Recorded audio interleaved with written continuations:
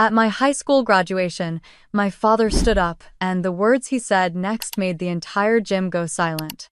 I was sitting with the other graduates in the front row, my cap slightly crooked, my palms sweating as I clutched the edges of my gown.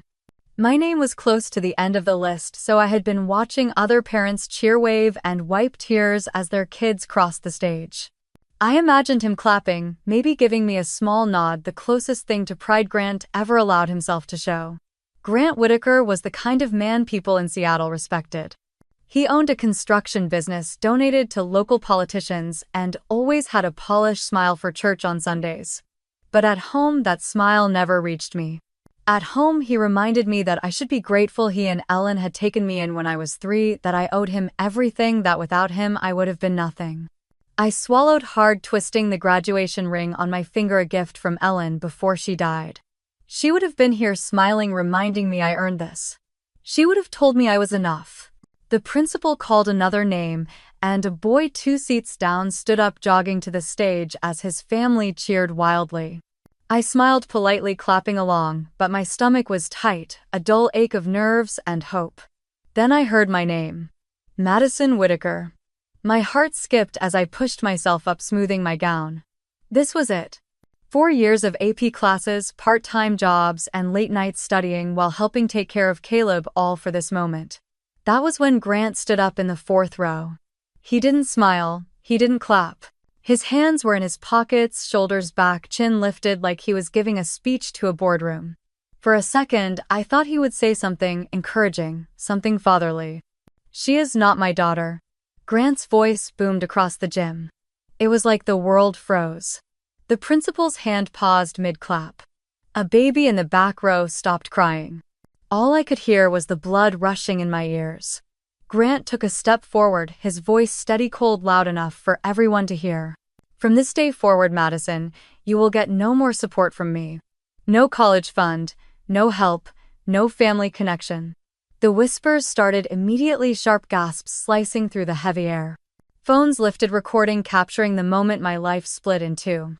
I couldn't breathe. My knees trembled, and for a moment I thought I might collapse. I looked around, seeing faces I had known since kindergarten, staring, pitying, judging. Rachel, Grant's wife, sat beside him, her eyes wide, one hand over her mouth, the other holding Caleb, who squirmed on her lap. She whispered something to Grant, tugging at his sleeve, but he ignored her. I could see it in his eyes. He wanted me to beg. He wanted me to crumble, to cry, to prove him right, that I was ungrateful and weak, that I needed him to survive. The principal cleared his throat, glancing at me as if asking if I wanted to keep walking to the stage. The microphone was still on, the silence crushing. I tightened my grip on the folder in my hand, the edges pressing into my palm, reminding me that I was still here, still standing. Grant's face was hard, but there was a flicker in his eyes. He thought he won. I took a breath, lifted my chin, and looked him straight in the eye.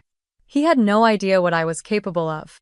I stepped forward, each movement steady, measured, my mind clearing as I realized he had just given me the stage I needed, and he would regret every word he just said. My hands started to shake, but I forced them, still clutching the folder tighter until my knuckles turned white. The tassel on my cap brushed against my cheek as I turned my head, scanning the rows of shocked faces. My best friend Harper was frozen a few seats away, her mouth open, her phone clutched in her hand, not even recording, just staring. Rachel's face was pale, her perfectly done hair trembling as she whispered again, louder this time. "Grant, please, not here. Please." But Grant didn't even look at her. His eyes stayed locked on me, like he was daring me to challenge him. The principal cleared his throat, leaning toward the microphone, trying to salvage the moment. "Madison Whitaker, please proceed to the stage." I could hear someone in the back row mutter, "What the hell just happened?" Another voice whispered, "Is she really adopted? Why would he do that now?" A hot flush crept up my neck, but I held my ground. The entire gym smelled of old wood polish and perfume, a scent I had always associated with assemblies and school dances, now burned into my memory for a different reason. Grant slowly sat down, crossing his arms, leaning back like he was satisfied with himself, like he had delivered the final blow. Caleb fussed in Rachel's lap, letting out a small whimper that echoed in the silence. I could have run. I could have turned around, hidden behind the curtains, let the tears welling up in my eyes spill over. But I didn't. I took one step forward. Then another. I could hear my heart pounding, but each step made me feel stronger, like I was reclaiming the space he tried to take from me. I reached the steps leading up to the stage, placing my foot carefully on the first one, feeling the wood creak under my weight. The principal looked at me, his eyes kind but filled with pity, and I hated it. I didn't need pity. I needed to remember who I was. Madison Whitaker, the girl who pulled straight. As while working weekends at the bookstore to save up for college, who helped Rachel with Caleb's midnight feedings when she claimed she was too tired, who stayed late after school to tutor other students for volunteer credits that wouldn't matter now if Grant truly cut me off. I reached the top of the steps, standing on the stage as the lights hit me, making me blink. The microphone was there waiting, still warm from the last student's polite thank you speech. My name echoed in the air, a reminder of who I was supposed to be, who I still was, even if Grant didn't want me. Madison Whitaker. I looked down and saw him sitting there, arms crossed, eyes cold, a small satisfied smirk playing at the corners of his mouth. I tightened my grip on the folder again, feeling the edges bite into my skin, grounding me, reminding me that I wasn't alone. That I had prepared for the day he would try to break me. And he picked today. In front of everyone. He thought I would crumble. He thought I would beg. But instead, I lifted my chin, letting the silence stretch as I stood there, letting every eye in the gym see me, really see me for the first time. And I knew at that moment that Grant Whitaker had just given me exactly what I needed. He had given me a stage, and soon he would wish he had never spoken those words. I forced my feet to move across the stage, each step heavy, my shoes clicking against the polished wood that now felt like it might crack under me. The folder in my hands was warm from how tight I had been gripping it, the paper inside, bending under the pressure. The gym was so quiet I could hear the air conditioner humming, and somewhere in the back a phone dropped, the clatter, making me flinch. Harper's voice finally broke the silence, small and shaky. "Maddie, you got this." I didn't look at her, but I felt the heat in my eyes soften for a second. Then I looked back at Grant, who was now leaning back in his seat, arms crossed, like he had just won some twisted game. "Come on, Madison," the principal said softly, trying to keep the ceremony moving. I stepped up to him, my hands trembling as I reached for the diploma. His fingers brushed mine, and he squeezed my hand for a second, his eyes sad. "Congratulations," he whispered. I nodded, not trusting my voice, turning toward the camera that was snapping pictures for parents to buy later. I tried to smile, but it felt wrong, too heavy for my face.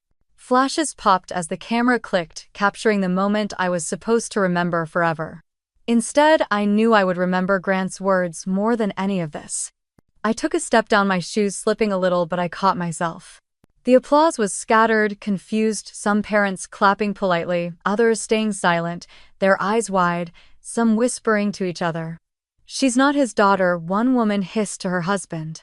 "Why would he say that now?" someone else muttered. I kept walking, my head high, even though my chest felt like it was about to crack open.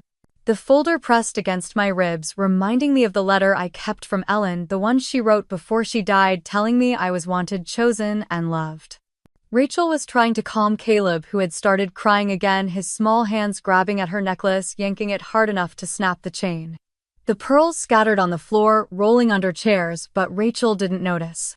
She was staring at Grant, her mouth moving as she tried to get him to look at her, but he didn't. He was too busy watching me, that cold, empty look on his face, like he had finally gotten rid of a problem.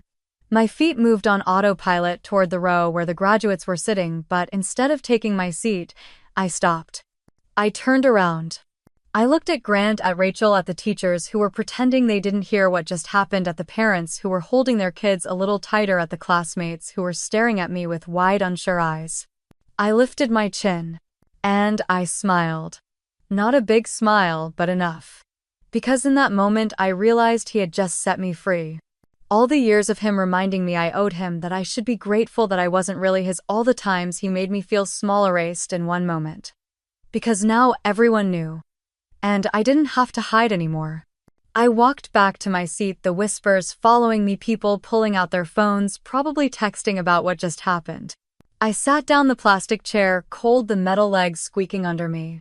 Harper leaned in, her eyes wet. "Maddie, what are you going to do?" she whispered. I looked down at the folder, running my thumb along the edge, feeling the weight of the papers inside. I turned to Harper, letting the corner of my mouth lift. "I'm going to give him exactly what he wants," I said. She frowned. "What does that mean?" I looked back at Grant, who was staring at the stage, pretending like nothing happened, like he hadn't just dropped a bomb on my life. "It means he wants the world to know I'm not his," I said quietly. "So I'll show the world who he really is." Harper's eyes widened, but she didn't say anything else. The principal started calling the next name, the ceremony moving on like it was supposed to, but the air felt charged electric, like everyone was waiting for what would happen next, and so was I. Because I knew that this was just the beginning. He wanted to humiliate me, he wanted to break me, but he had no idea that he had just handed me the stage. And I was ready to use it. What would you have done if you were me? Have you ever been in a situation like this? Share in the comments. Don't forget to like and subscribe for more stories like this. You think I grew up in a perfect family? Let me tell you the truth. I was 3 when Ellen came into my life carrying a stuffed elephant and a soft blanket the day she brought me home from foster care. I remember her hair smelled like vanilla and that she hummed when she did the dishes. She would kneel down, look me in the eye, and say, "Madison, you are wanted. Don't let anyone ever make you feel small."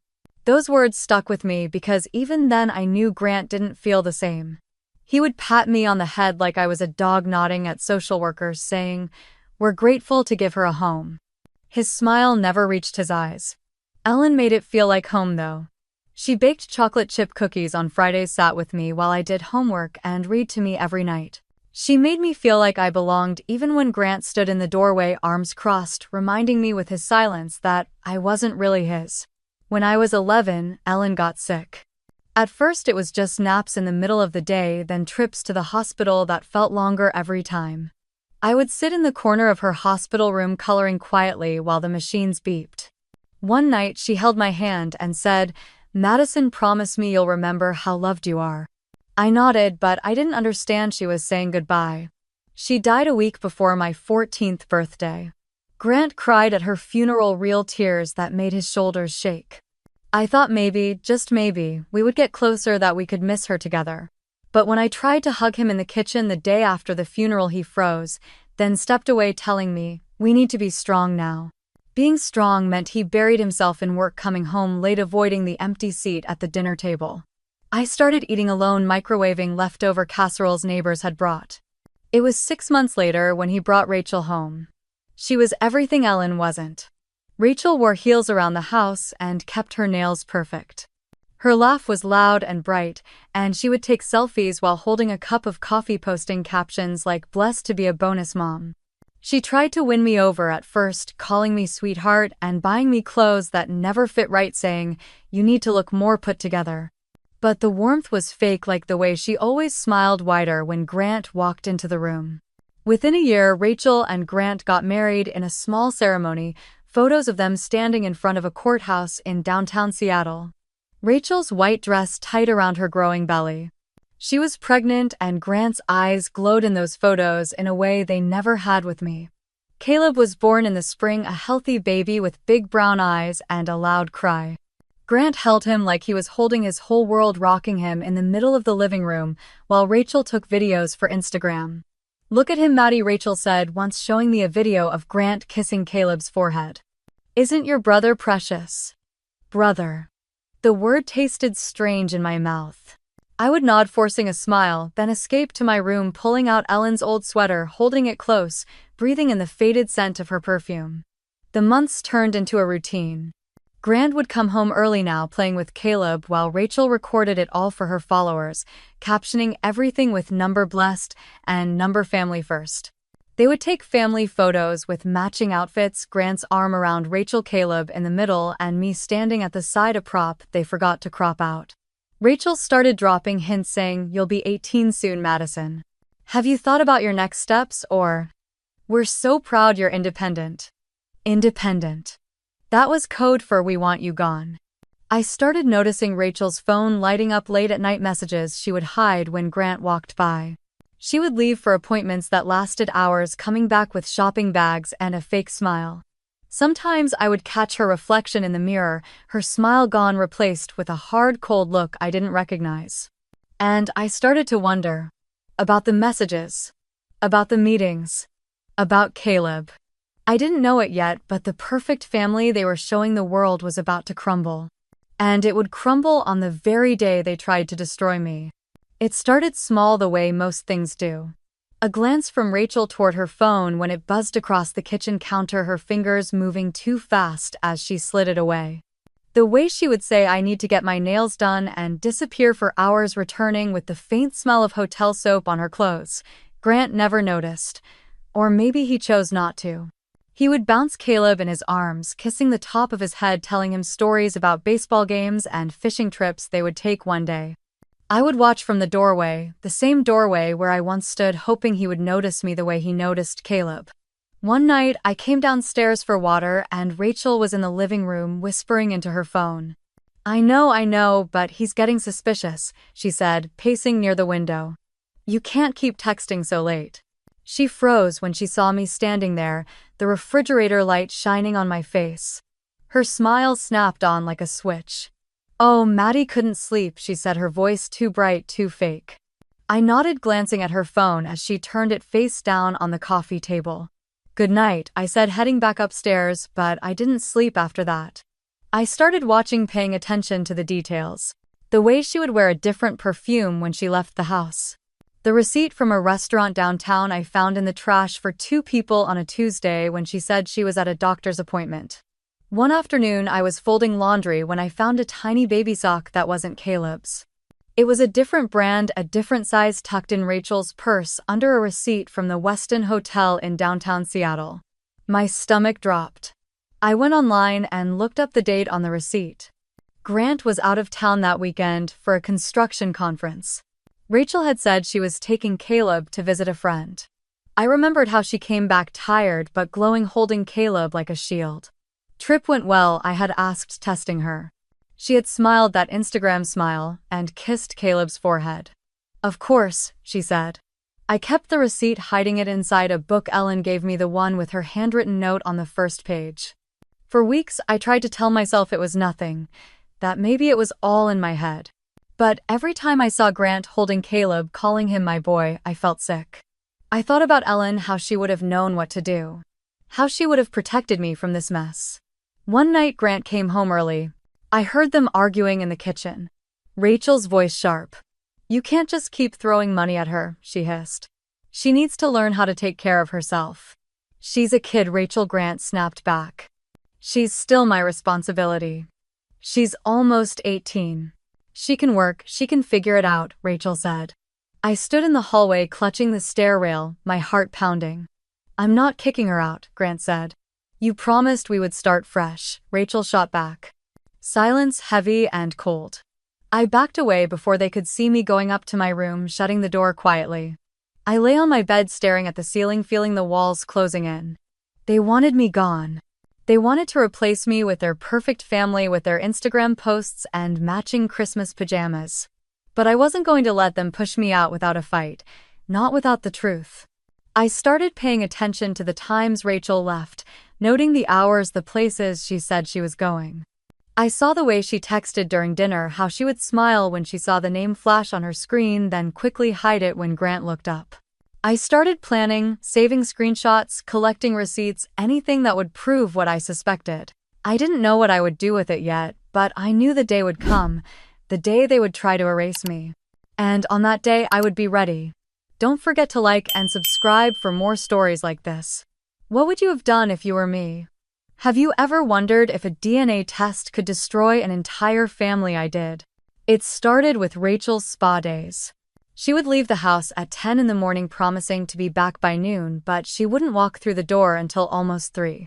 She would smell like hotel soap, not the lavender lotion she used at home, and her eyes would be bright, her smile too big. She would drop her purse on the counter, kiss Caleb on the forehead, and say, "Missed you, baby," in that sugary voice she used for her Instagram stories. But I saw the receipts. She tried to hide the ones from the Westin, from a jewelry store downtown, from expensive restaurants she claimed were lunch with friends.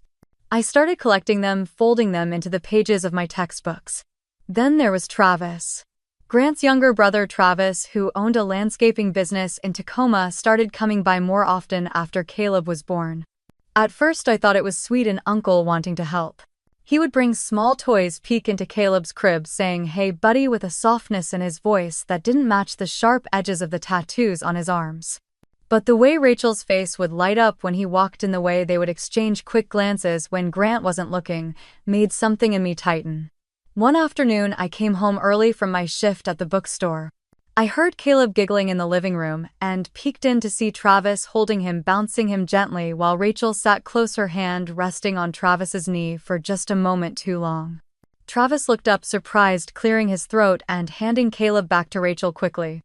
"Hey Maddie," he said, forcing a smile. "Didn't know you were home." "Yeah," I said, my eyes locking with Rachel's, who was suddenly busy adjusting Caleb's onesie. That night I couldn't sleep. I lay in bed. Ellen's sweater pulled up to my chin, her scent long gone, but the memory still strong. I remembered how she always told me, "Don't ignore what you know is true, Madison," and I knew something was wrong. The next morning, I woke up with a plan. I started with Travis. One Sunday, he came over for brunch and I offered to clean up the guest bathroom after he left.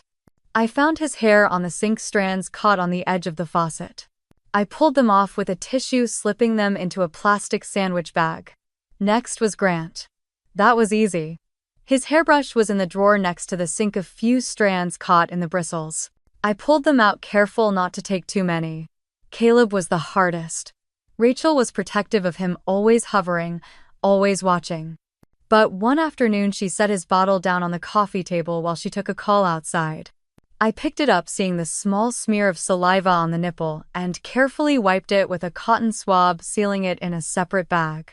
That evening I hid the bags in a shoebox under my bed, feeling my heart pound every time I heard a door open.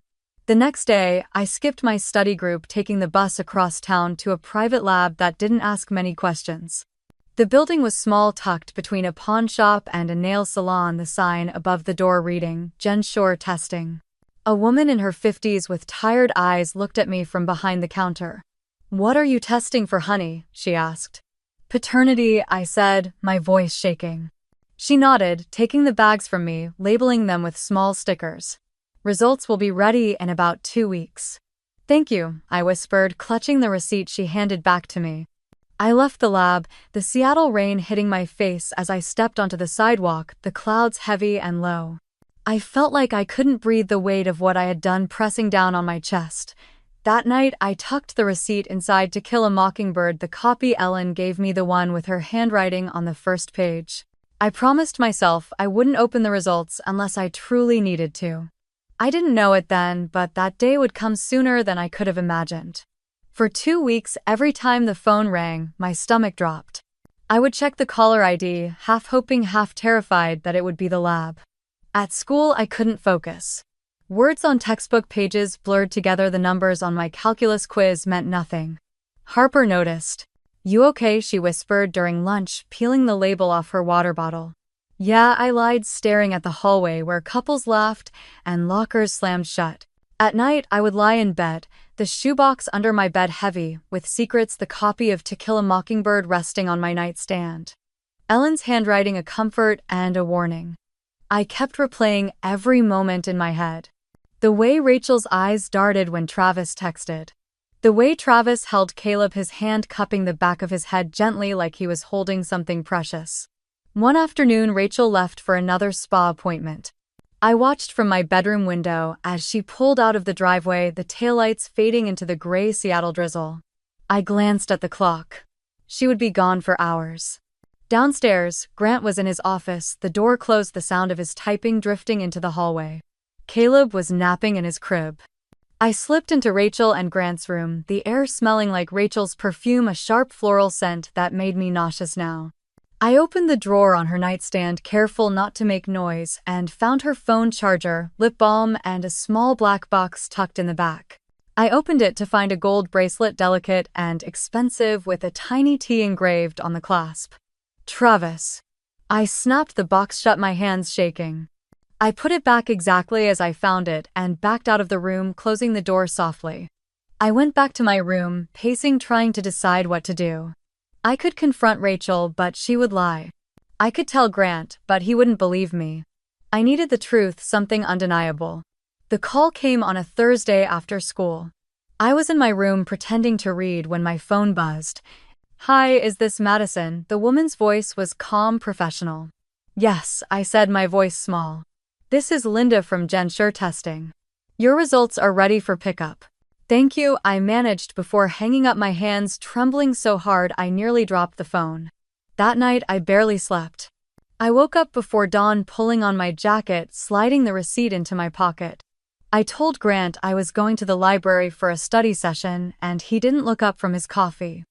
I took the bus across town, the sky heavy with rain clouds, the streets wet and shining under the streetlights. I walked into Gensure, the bell over the door ringing, and Linda handed me a sealed envelope. "Take care, honey," she said, her eyes kind. I nodded, clutching the envelope to my chest as I stepped back into the rain.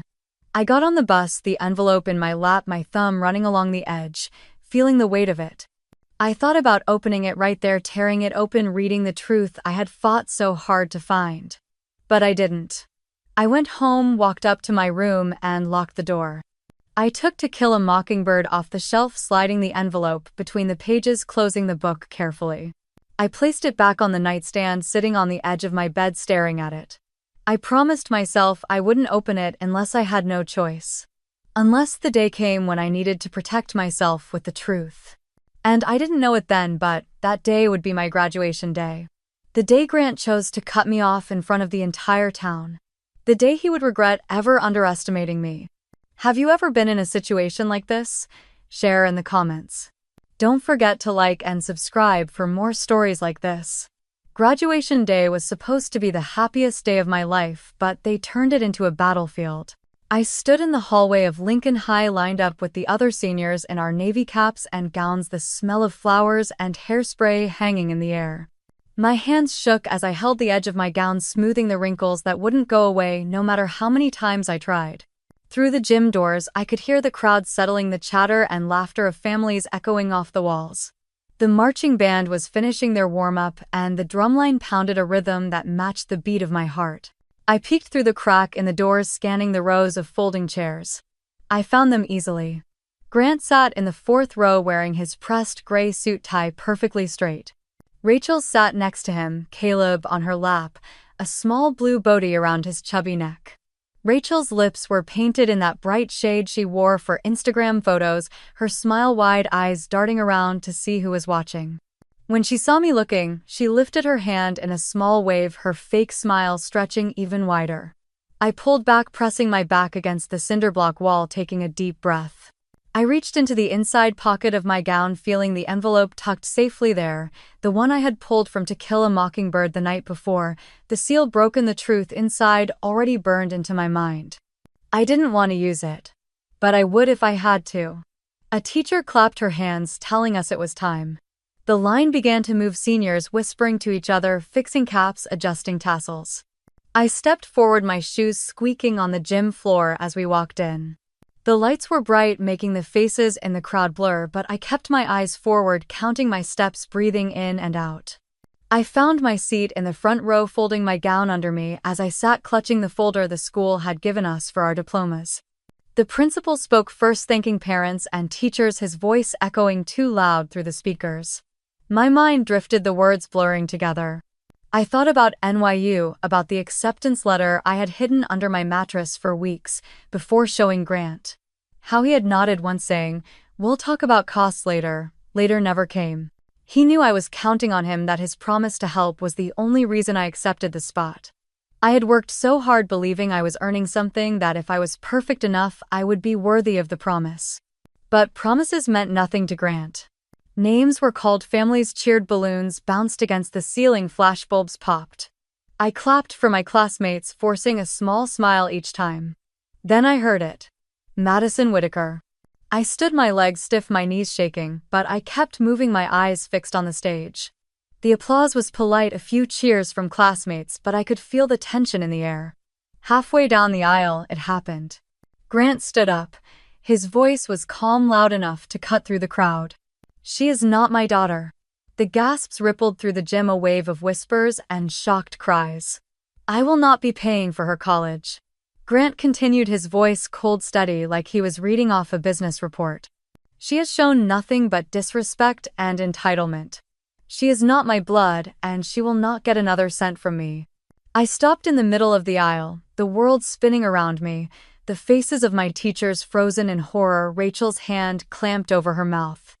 Caleb beginning to cry. I felt every eye on me, every phone lifting to record, every whisper digging into my skin. And I stood there in the middle of the gym, clutching the folder to my chest, breathing in the heavy, humid air. I looked at Grant. He was waiting for me to break, to cry, to run out so he could prove his point. But I didn't. I took another step forward. Then another. Until I was standing in front of the stage, the principal looking down at me, his face pale, unsure. I turned to the microphone, my hand reaching for it, the envelope heavy in my gown pocket, the truth ready. If he wanted the truth in front of the entire town, I would give it to him. The microphone felt cold in my hand as I pulled it closer, the screech of feedback making a few people flinch. The gym was silent, the kind of silence that buzzed in your ears. I looked out at the sea of faces. Parents holding up their phones, students frozen on the stage, teachers staring with wide eyes. I found Grant's face in the fourth row, his arms crossed, jaw tight, his eyes daring me to react. I could see Rachel beside him, rocking Caleb, who was crying now, his tiny hands reaching for her necklace as she tried to hush him. Her eyes were wet, her face pale, and for once her perfect Instagram smile was gone. I took a deep breath. Thank you all for being here today, I said, my voice steady, louder than I expected. A few parents shifted in their seats, uncomfortable, unsure. I know today is supposed to be about celebrating our achievements, about our future, about family. I paused, letting the weight of the word hang in the air. But sometimes family is the people who stand by you, not the people who share your blood. Grant's mouth twitched, and he started to rise from his seat, but I held up my hand. No, I said clearly. You had your turn. He froze, sitting back down, his face red, his eyes dark with anger. I reached into the pocket of my gown, feeling the envelope crinkle under my fingers. I pulled it out slowly, holding it up so everyone could see it. This is the truth, I said, my voice echoing through the gym. The truth that some people in this room have tried to hide. Rachel made a choking sound, clutching Caleb tighter, shaking her head, mouthing, "No, please." But I kept going. For years I believed that if I was good enough, if I worked hard enough, I would earn a place in this family, I said, looking directly at Grant. That I would be worthy of love. A tear slipped down my cheek, but I wiped it away with the back of my hand. But love isn't something you should have to earn. The principal stepped forward, placing a hand on my shoulder, whispering, "Madison, maybe we should." I shook him off gently, keeping my eyes on Grant. "You wanted everyone to know that I'm not your blood," I said, my voice growing stronger with each word. "But you forgot one thing." I opened the envelope, pulling out the DNA results, the paper shaking in my hands as I unfolded it. "You forgot that sometimes the truth you throw at others will come back to you." A hush fell over the crowd as I took a deep breath, my heart pounding so loud I thought it might drown out my words. "Caleb," I said, my voice soft, "the boy you love, the boy you think is your son." Rachel started to cry, covering her mouth, her shoulders shaking. I looked at Grant, my eyes locking with his. "He's not your son." Gasps echoed across the gym, parents turning to each other, students pulling out their phones, recording, capturing every second. "He is your nephew," I continued, holding up the paper. "Rachel and Travis have been lying to you. To all of us." Grant's face drained of color, his mouth opening, but no sound came out. Rachel was sobbing now, holding Caleb tighter, rocking back and forth, whispering, "I'm sorry, I'm sorry." The room erupted into whispers, some people standing to get a better look, others pulling out their phones, already texting, already posting. I folded the paper, slipping it back into the envelope, my hands steady now. I turned back to the microphone, my eyes scanning the room, finding Harper in the crowd, her eyes wide, tears on her cheeks, but she was nodding, telling me to keep going. I looked back at Grant, who looked smaller than I had ever seen him. "You wanted to break me," I said, my voice calm. "You wanted to take away my future, my dignity in front of everyone." I paused, letting the silence stretch. "But all you did was give me the stage." And I stepped back from the microphone, the whispers and gasps filling the gym, my heart steady for the first time in a long time. Don't forget to like and subscribe for more stories like this. What would you have done if you were me? Have you ever seen 400 people hold their breath at the same time I have? The paper in my hand shook, but my voice didn't as I looked out over the crowd. Parents, teachers, and students all leaned forward, phones raised, eyes wide, waiting to see if I would crumble or fight back. Grant's face was stone, but his eyes were sharp, trying to pierce me, trying to silence me.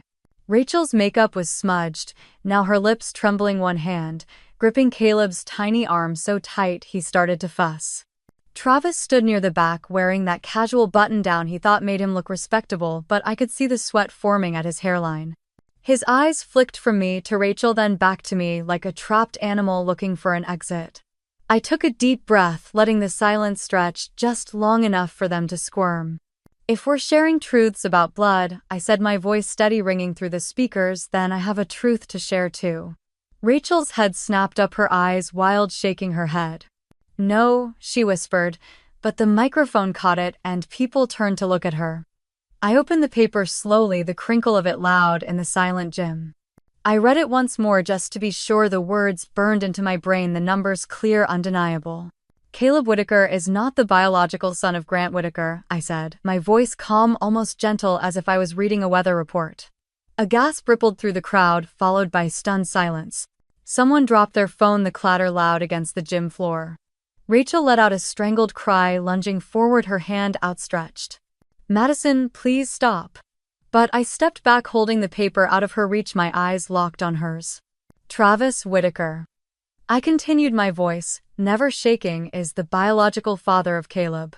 A single cry, sharp and pained, tore from Rachel's throat as she fell back into her seat, her arms wrapping around Caleb, who was now crying loudly.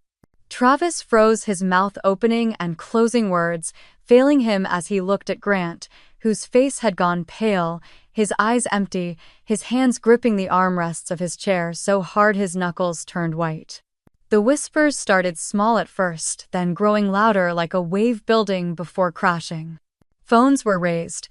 Higher people were recording, some whispering, "Is this real?" while others were already typing, sending the moment out into the world. Rachel was sobbing, rocking Caleb, her tears falling onto his small head, whispering, "I'm sorry," over and over, her mascara streaking down her cheeks.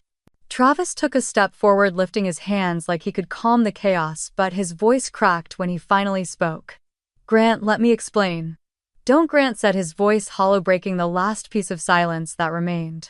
He didn't look at Travis. He didn't look at Rachel.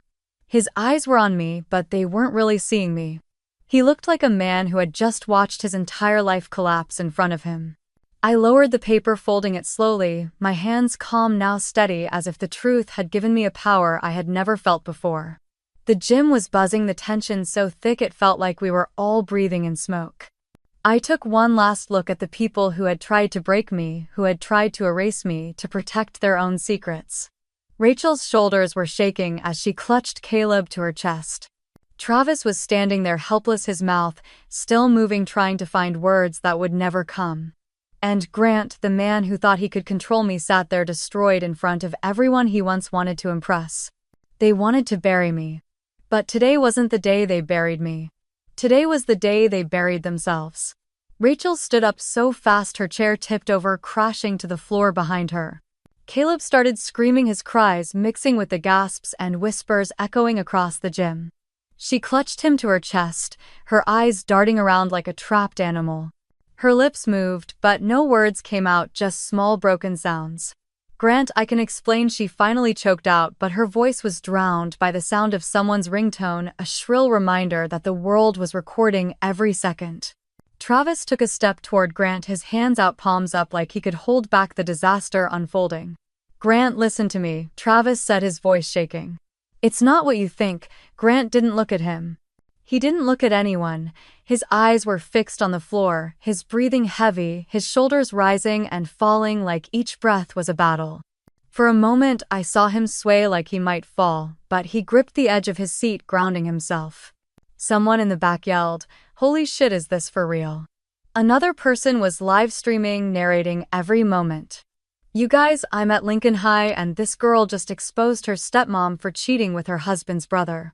Rachel's tears streaked down her face as she backed away, holding Caleb tighter, his cries piercing the air, a sharp, painful sound that made a few people flinch. "Madison, please," Rachel sobbed, shaking her head. "Don't do this, please." I met her eyes, and for the first time I saw fear there. Real fear, the kind that comes when the lies finally catch up to you. "This isn't about you anymore," I said, my voice calm even as my hands trembled. Travis tried to grab Rachel's arm, but she jerked away, clutching Caleb, turning toward the exit. "Rachel, wait," Travis called, desperation in his voice. But she didn't wait. She ran. She ran down the aisle, bumping into chairs, people moving out of her way, her heels clacking against the gym floor. Caleb's cries echoed as she pushed open the doors, the heavy metal slamming shut behind her like a gunshot. Travis stood there frozen, his hands falling to his sides, his eyes darting between the doors and Grant. "Grant," he tried again, his voice breaking. Grant finally looked up, and in that moment I saw it. The anger. The betrayal. The devastation. "You," Grant whispered, his voice low, dangerous. Travis shook his head, tears filling his eyes. "It wasn't supposed to happen, Grant. It was a mistake." Grant stood up slowly, his chair scraping across the floor, the sound slicing through the whispers and the cries. He didn't say another word. He just walked past Travis, past the parents still filming, past the students with their mouths hanging open, and past me like I was invisible again. The doors slammed shut behind him, leaving Travis standing there alone, the whispers growing louder, people pulling out their phones, already posting, already sharing. I stood there holding the microphone, breathing hard, my heart pounding in my chest. The principal stepped up, his face pale, his hands shaking as he reached for the microphone. "Madison, maybe you should." "No," I said, stepping back, cutting him off. "We're not done." I looked around the room, taking in the faces of every person who had watched me grow up, who had watched Grant pretend to be the perfect father, while I tried to be the perfect daughter. They all saw now. They all knew. They wanted to bury me today. But instead, they buried themselves. Have you ever been in a situation like this? Share in the comments. Don't forget to like and subscribe for more stories like this. Overnight, the entire town knew my family's secrets. The video from graduation spread faster than I could have imagined. Someone posted it on TikTok with the caption, "Girl exposes cheating stepmom and uncle at graduation," and it hit 1 million views before midnight. YouTube channels picked it up, editing the clip with dramatic music replaying the moment I held up the DNA results again and again. Local news stations in Seattle ran segments about the scandal at Lincoln High's graduation using blurry screenshots of me at the microphone. At first, I tried to ignore it. I turned off my phone, closed my laptop, and sat on my bed, the quiet of my small room pressing in on me. But I couldn't ignore it when people started showing up outside the house. Reporters stood on the sidewalk holding microphones, calling out, "Madison, do you have a comment?" Neighbors slowed their cars, craning their necks to get a look, whispering behind their hands. I heard Rachel was gone within 2 days. She packed up her car in the middle of the night, Caleb strapped in the back, and disappeared. Her Instagram was wiped clean, every photo of her perfect life deleted, leaving behind a blank page. Travis lost his job by the end of the week. His boss at the landscaping company told him clients were calling saying they didn't want a homewrecker near their families. He showed up at Grant's house once, pounding on the door, begging to talk, but Grant never opened it. Grant.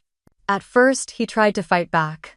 He told everyone the test was fake, that I was lying to ruin him, that I was a bitter, ungrateful girl trying to destroy a good man's life. He hired a lawyer, sending me an email through their office demanding I retract my statements, threatening to sue me for defamation. I sat at the kitchen table, the letter shaking in my hands, but I didn't cry. I didn't run. Instead, I opened my laptop and pulled out the folder I had prepared. I attached copies of the lab receipts, the notarized statements from the DNA testing center, the screenshots of Rachel's text messages with Travis, the hotel receipts, the photos I took of Rachel's car in the hotel parking lot. Time-stamped. I sent it all to his lawyer with a simple message. "These are the facts." 2 days later, I heard Grant's lawyer dropped him. Neighbors stopped waving at Grant when he walked down the street. He went to the grocery store, and people turned away from him, whispering, shaking their heads. His company, the one he built for 20 years, started losing contracts.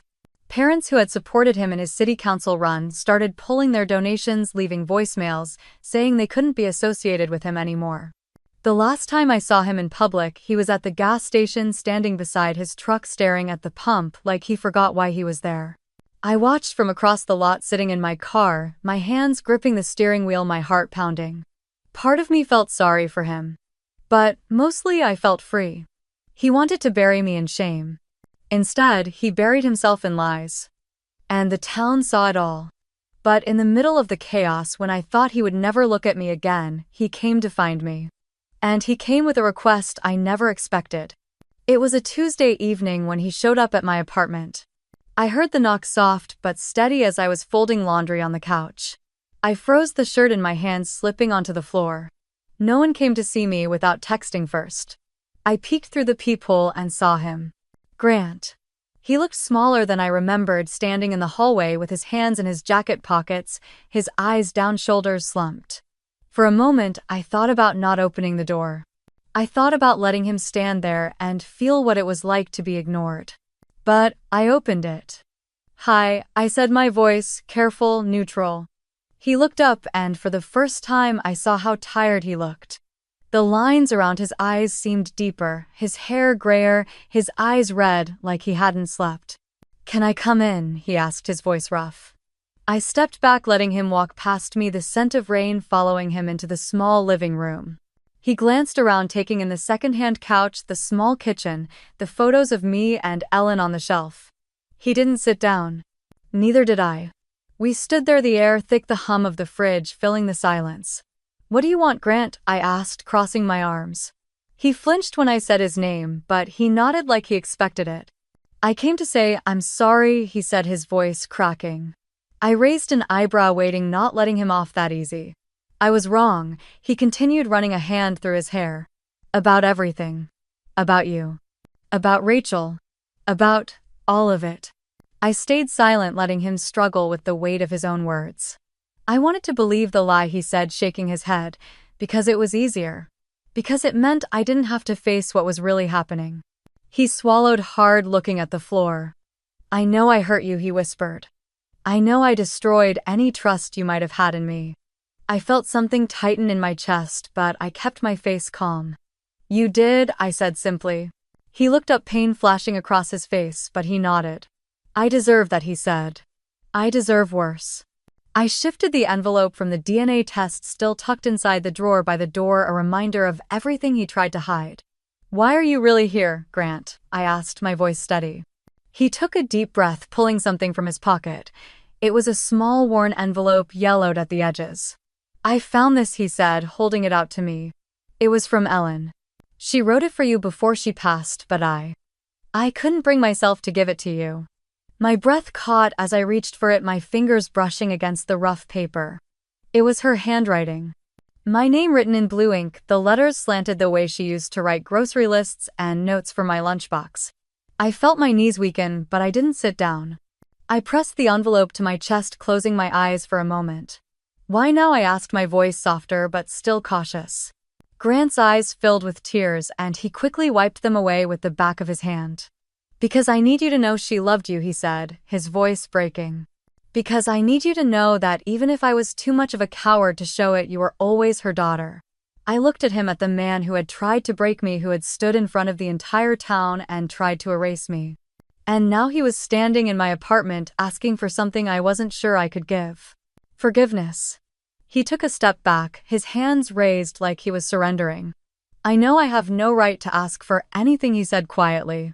"But please, will you read it?" I looked down at the envelope, Ellen's handwriting, soft and familiar. And I knew that whatever was inside would change everything. Don't forget to like and subscribe for more stories like this.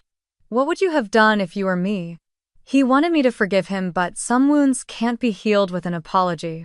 It was nearly midnight when I heard the knock on my apartment door. I had been sitting on the floor, textbooks open around me, trying to finish a paper for NYU while my mind replayed everything that had happened. The knock came again, softer this time. I stood slowly, walking to the door, peeking through the peephole. It was Grant. His hair was thinner, his face hollow, the lines around his mouth deeper.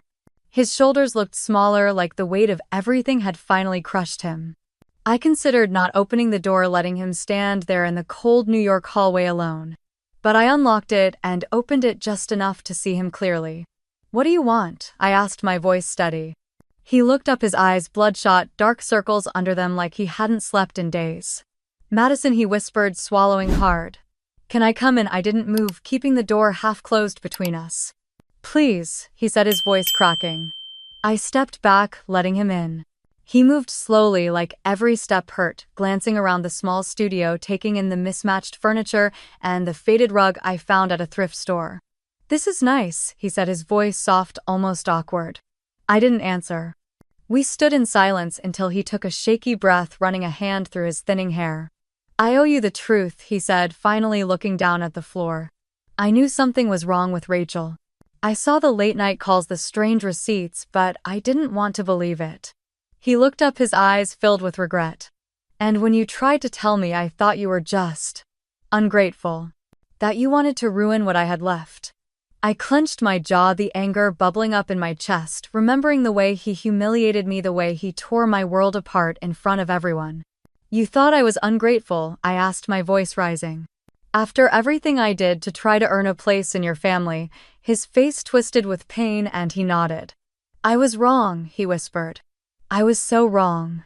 He wiped a tear from his cheek, looking away. "I came here to say I'm sorry," he continued. "For everything. For that day, for the years of pushing you away, for not listening." I crossed my arms, staring at him, letting the silence stretch. "I can't take back what I did," he said, his voice shaking. "But I want to make it right." He reached into his jacket pocket, pulling out a folded piece of paper, placing it carefully on the table.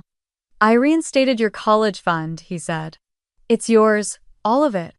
I looked at the paper, but I didn't reach for it. "And I want to try," he continued, his voice small. "I want to try to be your father the way Ellen would have wanted." Hearing her name felt like a punch to the chest. I closed my eyes, remembering her voice, her soft laugh, the way she would tuck me in at night. "Ellen always said," I whispered, "that forgiveness isn't about them deserving it. It's about setting yourself free." Grant nodded slowly, tears slipping down his face. "I don't deserve it," he said, his voice breaking, "but I'm asking you anyway." I looked at him, at the man who had broken me, who now stood before me, broken himself, begging for something I wasn't sure I could give. I took a deep breath, feeling the weight of everything pressing down on me, knowing that whatever I decided next would change everything. I looked him in the eye, and the decision formed in my chest, steady and clear. And I knew at that moment that the choice I made would change both of our lives forever. I could hear Ellen's voice in my head, clear and calm, reminding me that forgiveness wasn't about letting them back in. It was about letting yourself go free. I looked at Grant standing there in my small apartment, clutching his hands together like a child, waiting for me to decide if he was worthy. He wasn't. But maybe this wasn't about him anymore. "Do you think money will fix this?" I asked, quietly nodding at the paper on the table. His eyes darted to it, then back to me, and he shook his head. "No," he whispered. "It can't. I know that." I paced toward the window, looking out at the streetlights and the empty sidewalks, the soft hum of New York at midnight buzzing in the distance. "You took everything from me," I said, my voice low. "You took my mother, you took my home, you took my dignity." He flinched at the word, but he didn't look away. "I know," he said. "And I live with that every day." I turned back to him, letting him see the tears in my eyes, but refusing to let them fall. "I can't just forget what you did to me," I said, my voice steady now. "I can't forget standing there in front of everyone as you tried to erase me."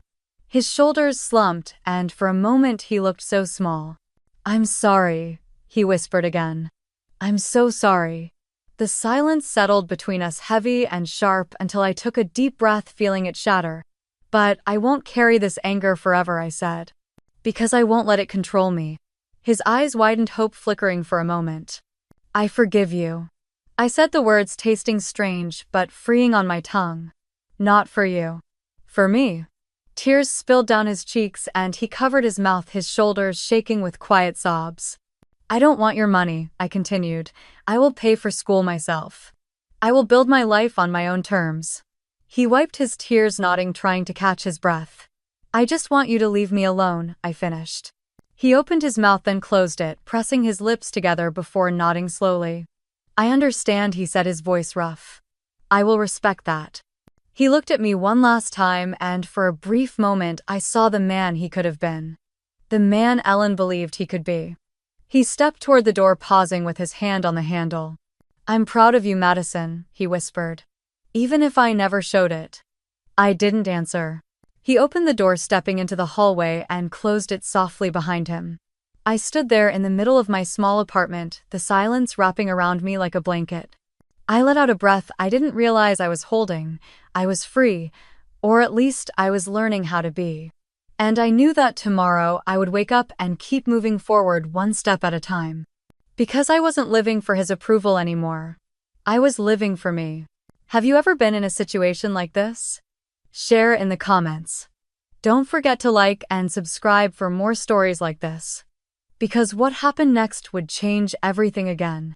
The day I truly graduated wasn't the day I got my diploma. It was the day I told Grant, I don't need your money. I need my freedom from the past. We were standing outside a coffee shop near Washington Square Park, the trees swaying in the breeze, students laughing and moving around us, their lives full of plans and futures. He had called asking to see me one last time, and against my better judgment, I agreed. He looked healthier than the last time I saw him, but there was still a heaviness in his eyes, a tiredness that didn't go away. Madison, he started, holding out an envelope toward me. I just want to help. I know you said no, but I held up my hand, cutting him off. I told you I don't want your money, I said, my voice steady. His hand dropped, the envelope trembling slightly. I want you to have a good life, he said, his voice quiet, almost pleading. I will, I replied, meeting his eyes. But I'll build it on my own. For a moment, the wind was the only sound between us, carrying the laughter of a group of NYU students walking past, reminding me that I was exactly where I was meant to be. I reached into my bag, pulling out a small piece of paper and handing it to him. What's this? He asked, frowning. It's the scholarship letter, I said, from the Adopted Youth Opportunity Fund. Full tuition, housing, and books. He looked at it, blinking, his eyes glassy. You did this, he whispered. I did, I said, nodding. And I'm going to keep doing it. A small, proud smile flickered across his face before it faded into sadness. I'm proud of you, he said softly.